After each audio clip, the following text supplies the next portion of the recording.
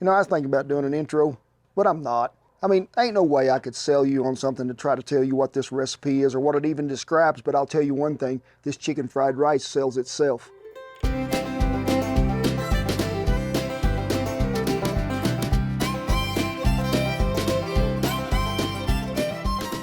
Hey, thank y'all for stopping by, and look where we're at out here in New Mexico on our property. Now, y'all have seen us cook with the wagon out here, but this is sort of our starting of a new outdoor cooking area. You remember we used to have one under the barn there in Oklahoma, but hey, I really like this out here. It's pretty close to the kitchen if I need to go get a drink or something like that. But today we're talking about chicken fried rice. And hey, I'm gonna tell you, y'all have been telling me for a long time, a lot of the viewers, hey Kent, you need to get a Blackstone.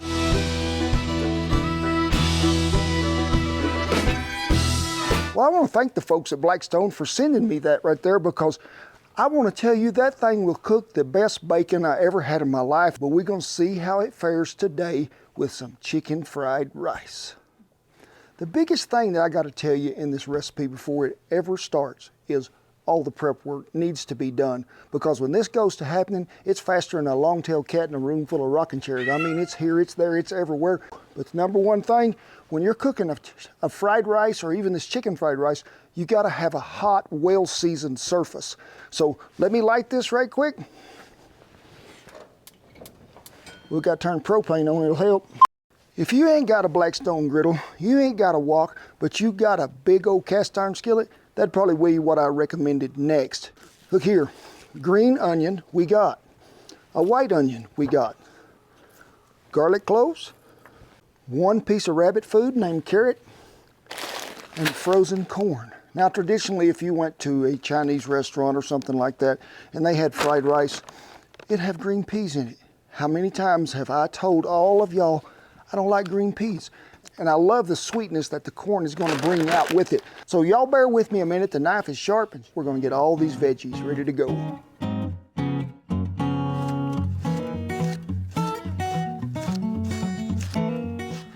Kent, you got any crazy knife skills?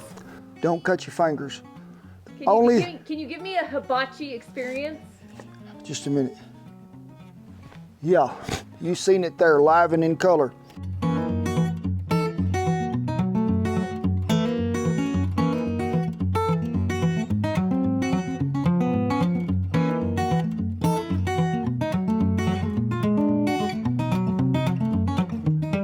You see me take that garlic and just mince it right up there with them onion, because they're going to cook at the same time too.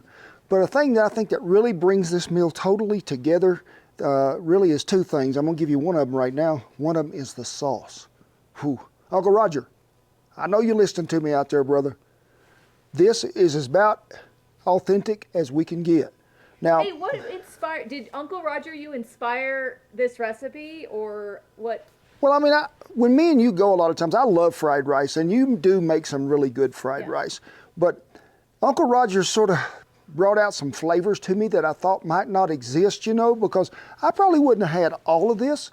And, you know, we're talking about mirin first. Some people say Japanese cooking wine works with this, Japanese cooking vinegar, but I'm going to put some on my finger. I'm interested. Is it like a vinegar? A little sweet, maybe just a tad bit of vinegar, but sort of an oil base to it too. We're going to add some in there, which I'm thinking is about that much right there. And next is we have Kiko Man, as Uncle Roger likes to say it. Kiko Man, Yeah. you make it sound like superhero. Kiko Man. Kiko Man. He fight against food with no flavor. We're going to add that in there as well. Oyster sauce. And this stuff really brings out a great dab of flavor, it does. We're going to use about that much right there. When me and Uncle Roger did his fried rice video, we used bird eye chili. I couldn't find none of them, but I needed it to have some heat, some kick, something to go with it. And I really love the flavor that this brings about right here. Ground chili paste. Now, this stuff got a little heat in it. So I'm gonna be pretty scientific today and just add 1.5. If you want to use like a Scotch bonnet pepper and dice that up really good, ghost pepper, whatever you want to use, something that ties it all together really well is sesame oil to me. Now, sesame oil can be a little overpowering at times, so I'm just going to probably use about that much right there. How many of y'all got one of these in your pocket?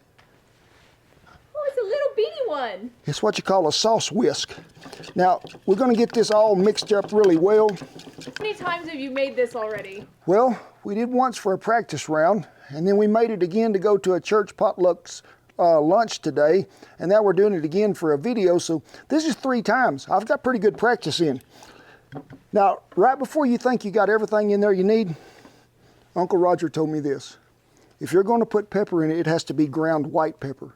We're gonna give it a shake or two, give it one more stir. Well, we have got that mixed up well we do. We're gonna set this aside. It's time to go ahead and get these eggs too in this assembly line. So let me see what I can find here. I need a little cream,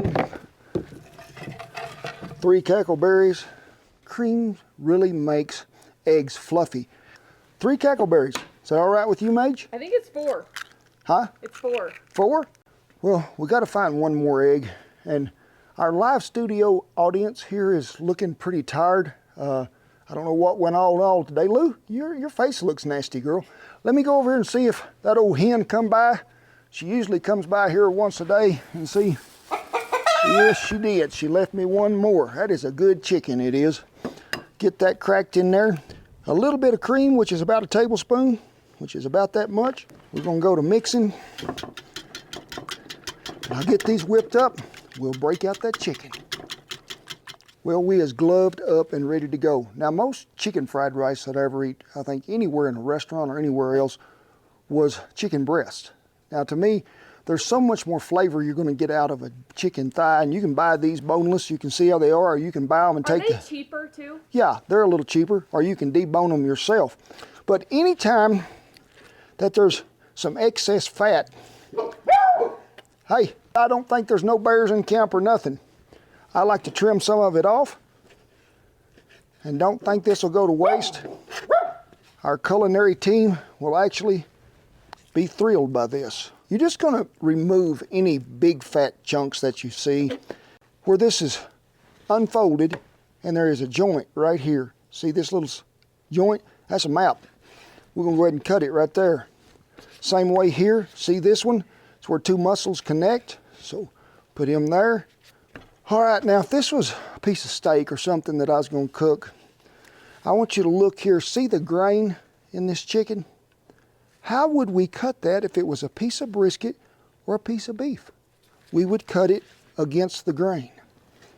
Then we're gonna go back and cut it one more time about like so. This is what we're gonna end up with. Cooks quick, it is the right bite size.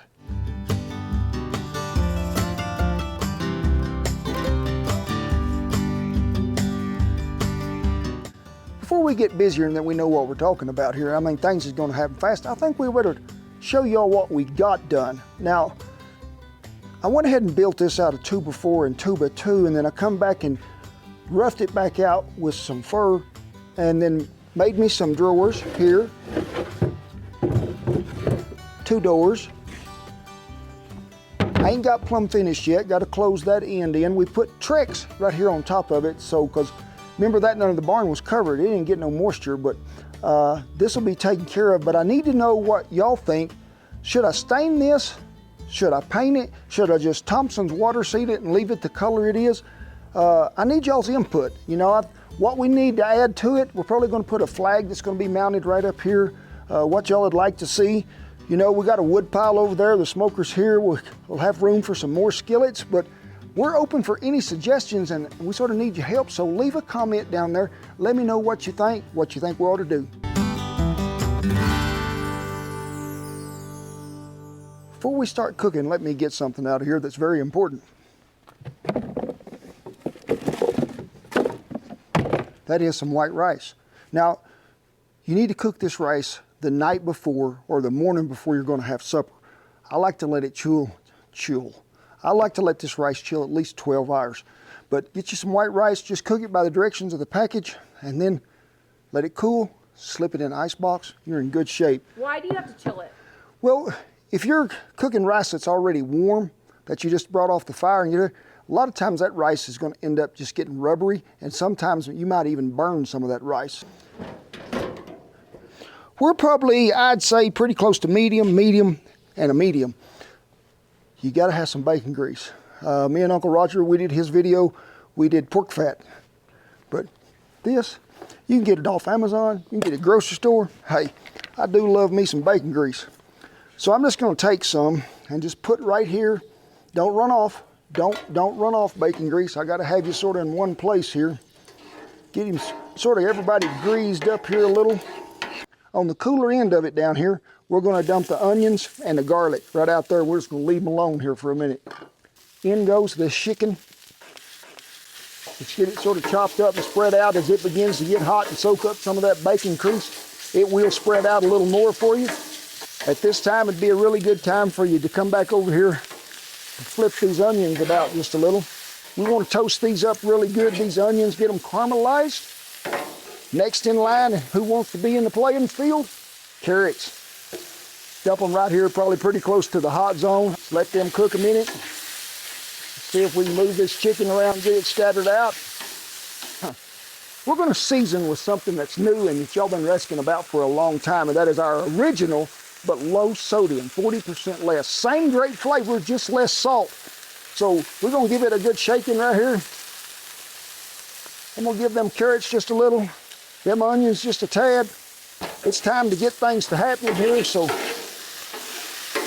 it don't take long. I promise you, this chicken, you want to see it to where it begins to brown just a tad. We don't want to overcook this chicken because we don't want it to get tough and chewy. They could use a little bacon grease, love.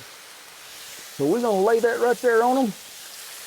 But you can see that chicken cooks pretty fast on here. Give them carrots a little going over. Spread them out. We want them to get done. At this time, the onions are going to come back over here and join the party.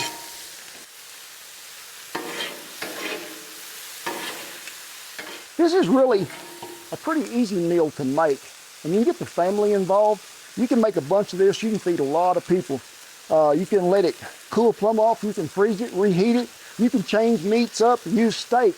I'd say that chicken was pretty close. Let's get them carrots over here in the mix. Everything is getting pretty close to done right here, so we're gonna move this over here in the middle of the playing field. We're gonna make us a bowl. Because remember, this ain't a wok. This is a flat griddle that Blackstone makes and the grease drains off. Add a little more bacon grease right here to the mix. Give it a little stirring around. Here come the eggs. That's why we made the bowl, so they couldn't leave. Pour them in there, give them a good stirring around. When you see them begin to cook a little, grab that rice. Let's get it in there. Now everything is in the playing field. It is. Let me get rid of that. Things is happening quick. I need you to get that egg and that rice all mixed up really well together. And you want to break them clumps up on that rice. We want to make sure that them eggs is cooked throughout, but we want to make sure too that there's none of these lumps left in this rice. And remember, that rice was cold, so it's got a heat. Keep mixing, keep stirring, turning over, spreading out. Time to add the corn was about 5 minutes ago. We're gonna move this down here to the cool side. This should have went in right after the carrots. It's just gotta cook and warm through, then we'll mix it up here together. We sure ain't hurting nothing because we'll keep this moving on this end. Everything will be just right.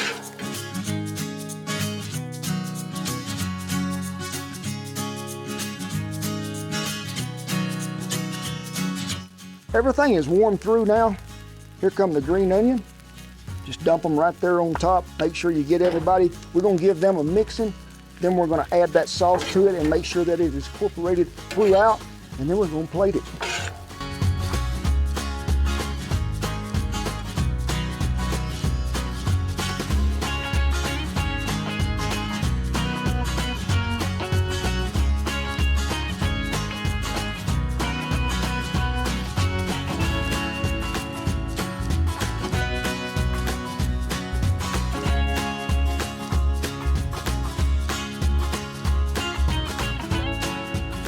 Uncle Roger, I'm hollering at you, brother. I want you to tell me what you think of my chicken fried rice, because I think you would be impressed. I'm gonna go ahead and feed these subjects here that I have had helping me today.